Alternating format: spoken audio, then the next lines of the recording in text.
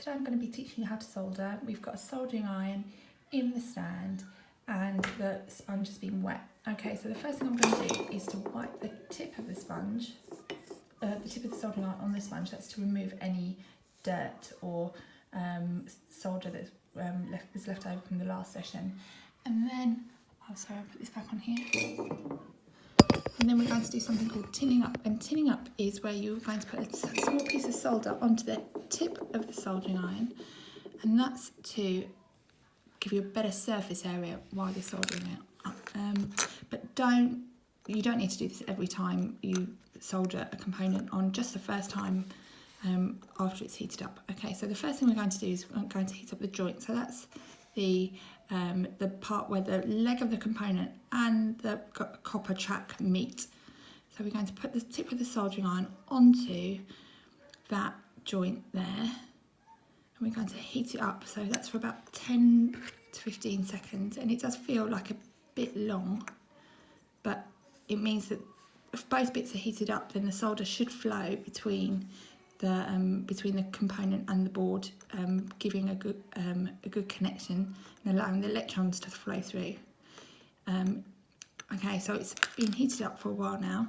So what I'm going to do is I'm going to feed some of the solder into the joint and then take the soldering iron away, the solder away, okay?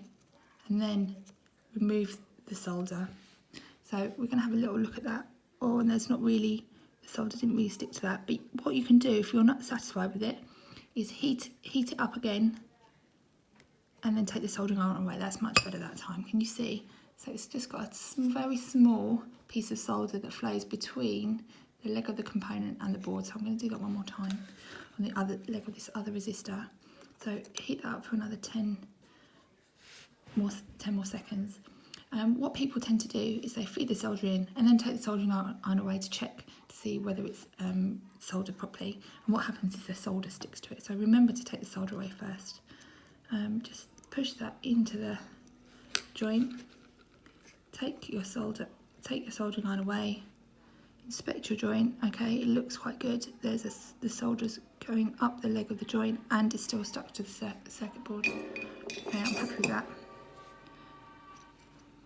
Solder's nice and shiny. Okay, so when you're happy with your joint and you've inspected it, then you can use your wire cutters or snippers just to trim the edges off. Okay, and that will mean that you don't get any crossed wires or short circuits. Okay, so that's it. That's how to solder.